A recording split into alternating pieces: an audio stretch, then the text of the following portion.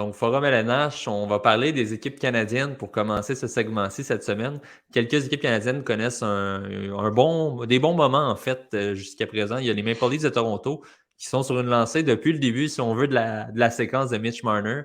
Donc, je pense que c'est rendu à 19 matchs de suite avec au moins un point. C'est tout à fait impressionnant. Hugo, comme tu viens d'arriver, on va te laisser commencer. Que penses-tu de la séquence de Maple Leafs? Est-ce qu'ils sont partis pour de bon, là?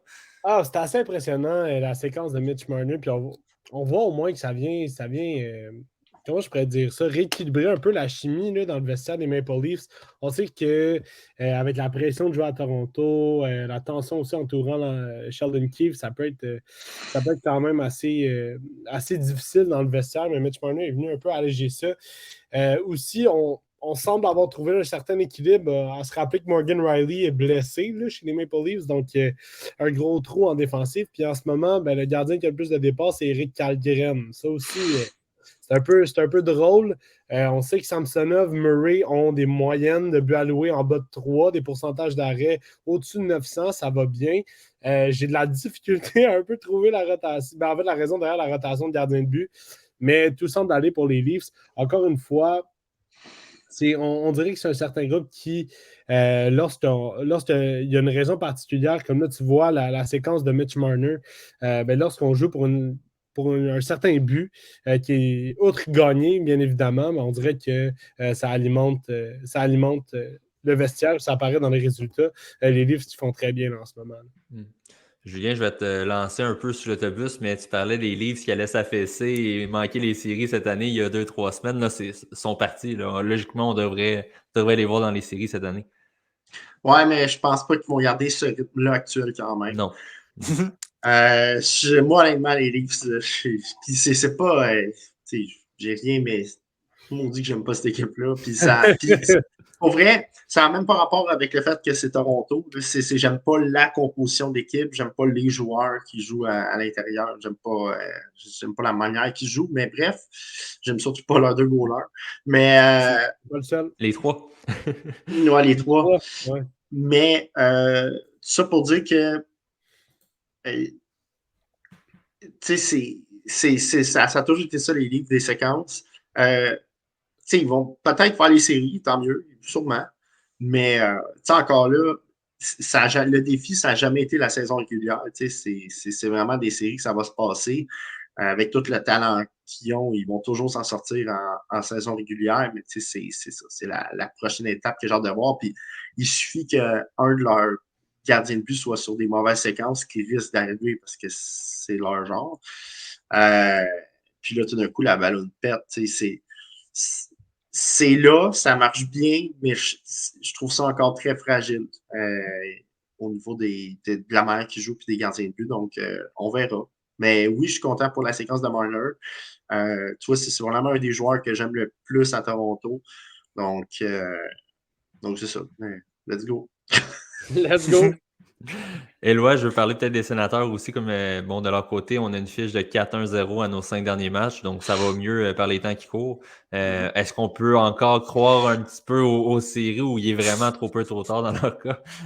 On peut y croire un petit peu. Mais tu sais, on Un parle petit souvent peu. de la fin du mois de novembre comme étant un barème, puis Ottawa, ben, ils sont encore en 8e place le 6 décembre de la division, les noms de la conférence. Donc, ça va être très difficile, honnêtement. C'est pas terminé pour Ottawa, mais dépasser Buffalo, OK, dépasser Montréal, OK.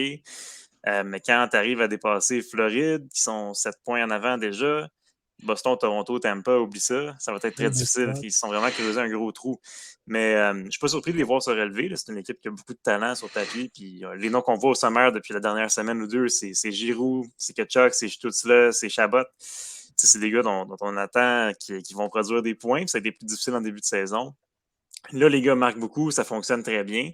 Mais encore là, ils se sont creusés un gros trou. Je pense pas non plus qu'ils vont partir sur une séquence comme les Leafs ou comme ces grosses équipes-là, ces gros canons-là. Fait qu'Ottawa, je les voyais prendre un step de plus cette saison. Puis peut-être qu'ils vont le prendre de décembre à avril, mais je pense que c'est un petit peu trop tard peut-être pour eux autres. Ben, comme on s'est habitué dans les dernières saisons, Ouais. c'est un peu ça. L'an dernier, on avait la même impression. En fin de saison, ça avait été incroyable pour les sénateurs. Puis finalement, on se disait, hey, cette année, ça va être la bonne. Puis c'est la même histoire qui se répète. C'est le fait de jouer avec de la pression, là, comme on le dit souvent. Ouais. Hugo, toi, de ton côté, penses-tu que c'est encore possible quand même pour Ottawa? Non, un peu comme Éloi. Tu sais, le voyage dans l'Ouest a fait du bien, mais je pense pas que. Je pense qu'il est rendu au mois de décembre aussi. Puis un peu voir le. En fait, vu le up and down aussi qu'ils ont eu depuis le début de l'année, ça a bien commencé. Là, on est allé dans un petit drought, là, on est revenu. Euh, ça va dépendre des gros canons, en fait. Parce qu'on a déjà vu Ottawa faire des remontées spectaculaires pour participer aux séries éliminatoires. Puis n'importe quelle équipe peut le faire. Saint-Louis aussi l'a fait en 2019. Fait que c'est sûr que d'un miracle peut-être, mais pour l'instant, de ce que je vois de l'alignement, à part les gros canons qui produisent vraiment, on ne sait jamais quand il peut avoir justement un prochain slump, là, puis une prochaine série de défaites là, qui peut faire mal à l'équipe. Sinon, une autre équipe qui, eux, avait eu un début de saison assez lent, c'est les Canucks de Vancouver. Je pense que c'était 8 ou 9 matchs sans victoire en début de saison. Puis là, depuis, bon, c'est vraiment replacé. Puis encore une fois, bon, une belle remontée hier contre les Canadiens. On est meilleur d'ailleurs pour remonter que pour garder une avance du côté de Vancouver. Mais Julien, penses-tu que les Canucks sont bien revenus? Là, parce qu'on est à 2 points des séries. Là. C'est encore possible. Puis en plus, on est dans une division qui est très faible cette année. Là. Non, Non? pas en tout. Ils jouent pas bien. Ils jouent de manière chaotique, un peu là, comme le Canadien dans leur zone. Tu peux pas revenir de l'arrière comme ça toute l'année. Non, c'est pas une équipe qui va se rendre en série. C'est dommage, puisque j'aime beaucoup Demko. Il est blessé. Ça a été top pour le début. Ouais. Puis là, c'est ça exactement. Fait que, Mais moi, cette équipe-là, moi, ils sont supposés de réussir, mais c'est trop. Ça fonctionne pas. Puis j'ai bien hâte de voir ce qui va se passer avec Boervat. Ça, là, moi, c'est mon excitation là, de la fin de saison, de la journée de transaction, puis de l'été. Là, on va voir s'il va être signé, mais je ne peux pas croire qu'ils ne signeront pas ce gars-là. Mais si c'est le cas, là, c'est. Surtout que là, peut-être que justement les DG vont s'exciter parce que Peterson il a une bonne saison. Puis dire, OK, bon, ben là, finalement, c'est bon, il est parti, puis là, on n'a plus besoin de lui. En tout cas, j'ai bien hâte de voir ce qui va se passer honnêtement avec cette équipe-là. Puis t'as Miller aussi qui est plus bien là. En tout cas, on verra. Parce que c'est un noyau qui n'a jamais fait grand-chose. Puis pourtant, c'est un bon noyau sur papier, surtout à l'avant. Mais ils n'ont jamais fait grand-chose. Il y a peut-être les séries de la bulle en 2020 où est-ce qu'Ademko avait volé une série, mais ça part de ça. Non, c'est décevant encore à Vancouver. Mais, c'est un environnement toxique aussi. Là, c'est le fait que en fait, c'est le fait que la direction dit ouvertement qu'on va se débarrasser du gros noyau de joueurs.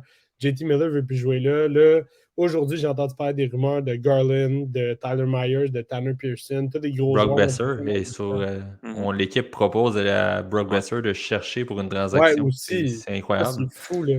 JT Miller, ils vont entamer une petite simili-reconstruction. Peut-être qu'ils veulent beaucoup de choix cette année parce que ça fait un bon draft. Ils se disent on va faire un genre de reset de 3 ans avec ce draft-là là, pour pêcher 2-3 bons espoirs. Là, si on ne joue pas, moi, 4 choix de première ronde puis 3 choix de 2, il y en a peut-être 2-3 là-dedans qui vont jouer dans la Ligue nationale dans 3 ans. Ouais, c'est ça. Puis je le rappelle, je l'avais dit en début de saison, mais Connor Bedard vient de la région de Vancouver, donc ça serait une belle opportunité. Mais là, il faudrait vraiment être chanceux et gagner la loterie. Exact. Mais juste à titre de rappel, JT Miller a signé déjà une prolongation de contrat en plus avec l'équipe pour 8 ans. Donc après, même s'il ne veut plus jouer là, elle n'est même pas commencée. Là. Ouais. On voulait l'échanger tout le long, mais ça, les Canucks, c'est les maîtres de ça. On va t'échanger, mais 5-6 ans, par exemple. C'est pas important. La façon, on va t'échanger. Besser, même chose. Ça va être à suivre de leur côté. Sinon, rapidement, pour terminer le forum LNH, je voulais aussi qu'on parle un peu de l'Avalanche du Colorado.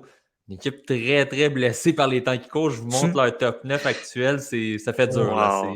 Bon, évidemment, on a McKinnon et Rantanen qui sont là, si on veut, pour parler un peu. Mais bon, avec un Charles Ludon sur un top 6, je pensais même pas revoir Charles Ludon dans la Ligue nationale un jour, pour être franc. Disons que ça va être difficile de garder le cap. Julien, penses-tu que l'Avalanche va quand même être capable de se garder, si on veut, à tout le moins, dans le haut du tableau là, pour le temps que les blessés reviennent? C'est le genre d'équipe qui peut trouver les moyens pendant une courte période. Udon, là, écoute, Rantanen, c'est la chance de sa vie. Là. Pour vrai. Puis je ne suis même pas surpris qu'il fasse bien, parce que c'est ça l'affaire, c'est ce genre de joueur-là, pendant une courte période, ils vont le donner là, un 5, 6, 7 matchs, là, ils vont être sur l'adrénaline à côté, puis ça me surprendrait pas qu'il passe au travers. Cogliano, Avec Rantanen. qui est rendu grand-papa, il s'en va sa première ligne. Honnêtement, c'est incroyable, mais je trouve ça le fun. Ils vont toujours pouvoir aller chercher un peu de comfort sur la troisième ligne. Ouais. Comme Ça ça, va être quand assez- il a vu deux passes. Un réconfort, c'était un jeu de mots plus ou moins. Ouf. Quand il faut que Plus ou moins t'expliques le réussi. jeu de mots, c'est qu'il est pas bon. Ouais. Éloi, de ton côté, t'en penses quoi? On va pouvoir se maintenir dans la course? Ben, je veux dire, là, ils sont 4e de la division. Honnêtement, c'est ça, je pense qu'ils vont peut-être glisser 5-6e, là, dépendamment de quels blessés reviennent quand, mais je peux pas les voir monter dans les rangs ou même se maintenir. On regarde trois de leurs 4 derniers matchs, ils ont perdu 5-0, 5-1, 5-3. Leur seule victoire, c'était contre Buffalo. Ils accordent pas loin de 40 shots par game, donc Ouais. c'est pas facile, puis c'est sûr, là, on s'entend.